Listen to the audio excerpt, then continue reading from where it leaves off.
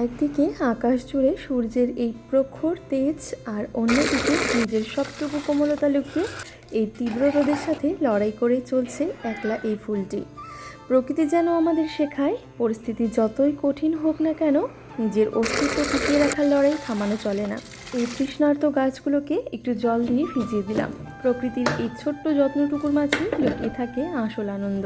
এবার চলে এলাম সোজা রান্নাঘরে। বাইরে যা গরম, তাই আজকে দুপুরে একদম মেনুটা সাধারণ রেখেছি। এই আবহাওয়ার জন্য ভীষণ আরামদায়ক। আজ বানাচ্ছি গরমে বাঙালির পরম শান্তির কাঁচা আম দিয়ে টক মুসুর ডাল। মুসুর ডালে থাকছে ডালের প্রোটিন আর কাঁচা আমে ভিটামিন সি, শরীরকে এই গরমে রিহাইড্রেট করতে খুবই কাজ করে। সাথে আছে ঢ্যাঁড়স ভাজা আর গরম ভাতে মেখে খাওয়ার একদম খাঁটি কুমড়ো ভর্তা।